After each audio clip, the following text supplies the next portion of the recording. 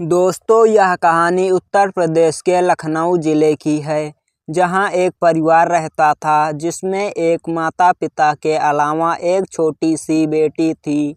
बेटी पढ़ने लिखने में बहुत होशियार थी। उसके माता-पिता सोचते थे वह पढ़ लिख कर एक सरकारी अफसर बनकर अपने माता-पिता का नाम रोशन करेगी और समाज के लिए भी अच्छा काम करेगी। समाज में हो रहे गलतियों को सुधारने का एक तरीका वह अपनाएगी। इसी सोच के साथ वह आईपीएस की तैयारी करती है और अंत में उसका चयन भी हो जाता है।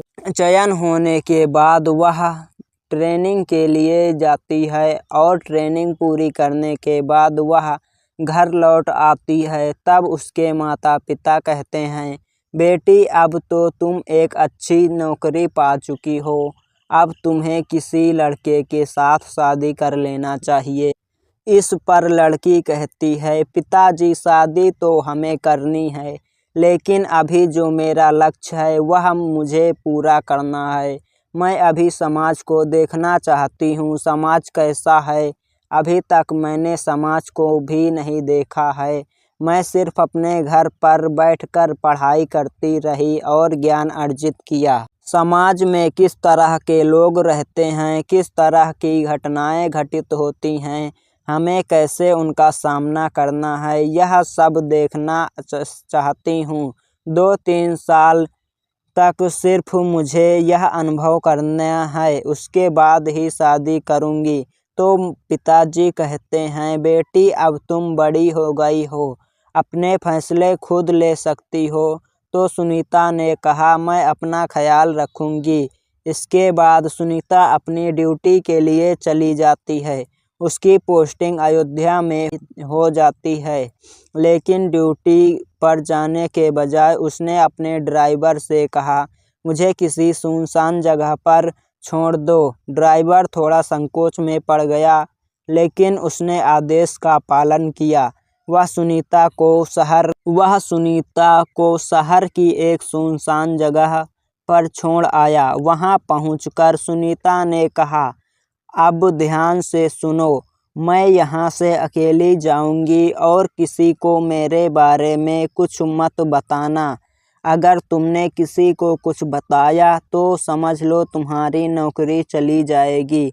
ड्राइवर बोला, मैडम, आप निश्चित रहें, किसी को कुछ नहीं बताऊंगा। इसके बाद सुनीता अपने कपड़े बदले। उसने खुद को एक भिखारिन के रूप में तैयार किया। सादे फटे पुराने कपड़े पहनकर वह शहर की ओर चल देती है। थोड़ी देर बाद वह थाने के पास पहुंच जाती है। वह थाने के आसपास घूमना शुरू किया। पुलिस स्टेशन के पास खड़े कुछ कांस्टेबल उसे देखकर चौंक गए। वे बोले, अरे तू यहाँ क्या कर रही है? कहीं और जाकर मांग, यहाँ मत परेशान कर। सुनीता ने शांत स्वर में जवाब दिया, आप अपना काम करिए, मैं किसी को परेशान नहीं कर रही हूँ। यह कहकर वह थाने के आसपास टहलने लगी, जैसे वह कुछ तलाश रही थी। सुनीता, जो कि भिखारी के रूप में थाने के आसपास घूम रही थी, हर चीज़ पर बारीकी से नज़र रखते हुए लगभग 15 से 20 मिनट के बाद अचानक थाने के बाहर भीड़ जुटने लगी। भीड़ के बीच सुनीता एक कांस्टेबल से पूछती है, साहब, यहाँ इतना भीड़ क्यों लगी है? कांस्टेबल ने लापरवाही से जवाब दिया, लड़की का मामला आया है, रेप हुआ है, उसका परिवार शिकायत लेकर आया है, लेकिन जिसने यह किया है वह एक अमीर बाप का बेटा है। मामला थोड़ा गड़बड़ है। यह सुनकर सुनीता के कान खड़े हो गए। उसने देखा कि भीड़ में लड़की का परिवार रो रहा था। वह आरोपी के प्रभावशाली परिवार के लोग अपनी शक्ति का प्रदर्शन कर रहे थे। सुनीता ने पुलिस वालों की नज़र से बचते हुए पुलिस स्टेशन में घुसने की कोशिश की। जैसे ही वह अंदर पहुंची, वहां मौजूद अधिकारी चौंक गए। दरोगा साहब गुस्से में पूछा, इसे अंदर कैसे आने दिया? यह भिखारिन अंदर कैसे घुस आई? कांस्टेबल घबरा गया और बोला, साहब हमारी नज़र इस पर नहीं पड़ी, पता नहीं कब यह अंदर आ गई। दरोगा साहब ने आदेश दिया, इसको कुछ खाने को दे दो, कुछ पैसे दे दो, यहाँ से भगाओ, हमें अपना काम करने दो। कांस्टेबल ने सुनीता से कहा, देख यहाँ से जा, कुछ पैसे ले ले, कुछ खा लेना, लेकिन यहाँ मत बैठ। सुनीता ने उनकी बात अनसुनी करते हुए शांत स्वर में कहा, साहब मैं यहाँ थोड़ी देर बैठना चाहती हूँ, थक गई हूँ, आराम करना चाहती हूँ, आपको परेशान नहीं करूँगी, बस उस कोने में बैठने दीजिए। थाने के बाहर एक पेड़ के नीचे बैठ गई और वहाँ से दरोगा साहब की हर गतिविधि पर नज़र रखने लगी। उसने देखा लड़की का परिवार रोते हुए न्याय की गुहार लगा रहा था, लेकिन आरोपी के पिता दरोगा को रिश्वत देकर मामला दबाने की कोशिश कर रहे थे। दरोगा ने लड़की के पिता से कहा, देखिए यह मामला कोर्ट कचहरी में गया तो सालों लग जाएंगे, बेहतर होगा कि यहीं निपटा ले। लड़की का पिता मजबूर और लाचार कांपते हुए उत्तर देते नजर आया। सुनीता यह सब चुपचाप देख रही थी, लेकिन उसके भीतर का गुस्सा धीरे धीरे बढ़ रहा था। वह जानती थी कि अब समय आ गया है अपनी पहचान और अधिकार का सही उपयोग करने का। गरीब माता पिता दरोगा के सामने हाथ जोड़कर गिड़गिड़ा रहे थे। माँ रोते हुए कहती है, साहब हम गरीब लोग हैं, हमारे पास पैसे नहीं हैं कि आपको दे सके, लेकिन मेरी बेटी के साथ जो हुआ उसके लिए इंसाफ चाहिए। आपको बस यही निवेदन है कि कृपया हमें न्याय दिला दीजिए। दरोगा ने उनकी बातों को अनसुनी करते हुए एक ठंडी नज़र डाली। उसने कहा, देखो कानून सबके लिए बराबर है, लेकिन यहाँ काम आसानी से नहीं चलता। तुमको जो बन पड़े वह करो, वरना वापस जाओ। उधर अमीर पक्ष के लोग जो पहले से ही दरोगा को मोटी रकम दे चुके थे, मुस्कुराते हुए खड़े थे। उनके पैसे से दरोगा का रवैया पूरी तरह से बदल चुका था। अब वह अमीर लड़के के परिवार के पक्ष में बोलने लगा और गरीब परिवार को डांटते हुए कहने लगा, तुम लोग यहाँ तमाशा मत करो, अपना काम कर लो और चुपचाप चले जाओ। कोर्ट में जाना है तो जाओ, लेकिन यहाँ हंगामा मत करो। गरीब पिता जो अंदर से टूट चुका था, वह कहता है, साहब हमारी बेटी के साथ अन्याय हुआ है, आपसे इंसाफ की उम्मीद लेकर आए थे, लेकिन आप हमें ही डांट रहे हैं। क्या गरीबों को न्याय मिलना इतना मुश्किल है? इस बीच भिखारी के भेष में बैठी आईपीएस अधिकारी सुनीता यह सब चुपचाप देख रही थी, लेकिन दोस्तों उसने देखा कि दरोगा किस तरह से पैसे के लालच में आकर गरीब परिवार को प्रताड़ित कर रहा है। उसकी आंखों में गुस्से की आग जलने लगी, लेकिन वह अब भी चुप थी। गरीब परिवार से कहता है, तुम लोग घर जाओ, मैं तुम्हारे केस को देख लूँगा, गहराई से जांच करूँगा और जल्द से जल्द रिपोर्ट तैयार कर कार्रवाई करूँगा। गरीब पिता भावुक होकर कहता है, साहब हम आपके भरोसे हैं, हमें सिर्फ अपनी बेटी के लिए न्याय चाहिए और कुछ नहीं।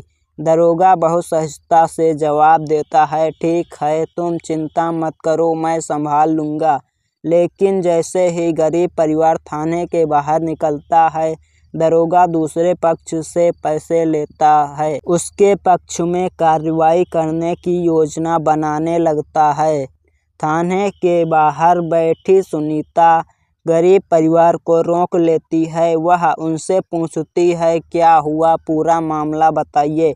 लड़की का पिता कहता है, हम जो भी सह रहे हैं वह हमारा निजी मामला है, तुम्हें इससे क्या मतलब, आप अपना काम करो। गरीब परिवार को यह पता नहीं था कि वह भिखारी दरअसल आईपीएस अधिकारी है।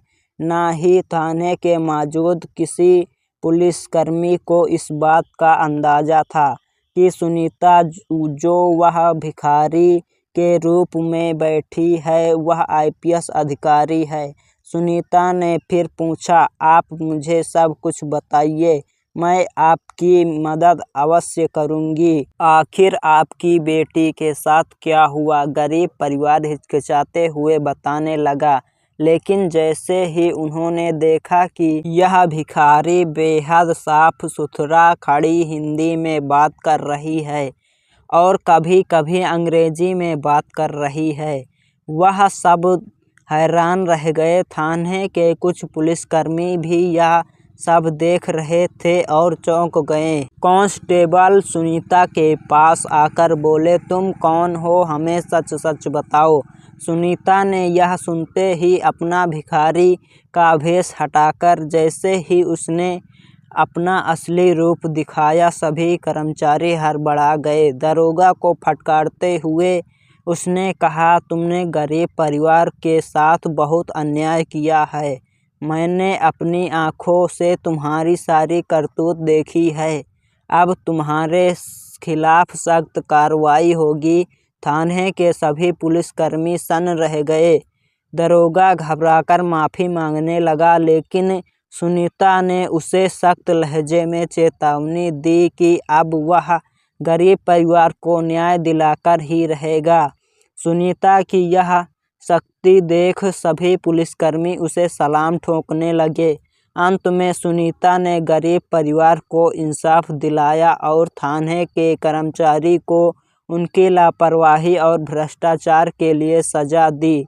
सुनीता, जो अब असली रूप में आ चुकी थी, थाने के पूरे स्टाफ को लाइन हाजिर होने का आदेश दिया। उसने दरोगा और सभी कांस्टेबल को एक एक कर तलब किया और उनके कर्तव्य में की गई लापरवाही और भ्रष्टाचार के लिए सख्त फटकार लगाई। दरोगा से सख्त लहजे में कहा, तुम्हारी ड्यूटी न्याय दिलाने की थी, लेकिन तुमने अपने जिम्मेदारी को पैसे के लिए बेच दिया।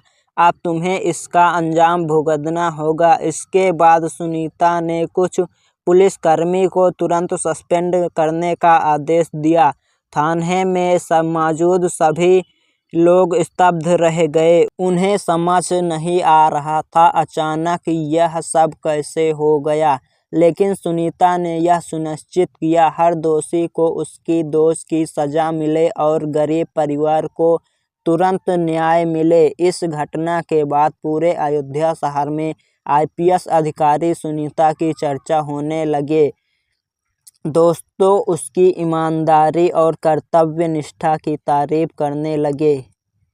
हर जगह बस यही बात हो रही थी, कैसे एक आईपीएस अधिकारी ने भिखारी का भेष धारण करके भ्रष्टाचार को बेनकाब किया और गरीब परिवार को न्याय दिलाया। दोस्तों यह वीडियो आपको पसंद आया हो तो हमारे चैनल को सब्सक्राइब करें और वीडियो को एक लाइक करें।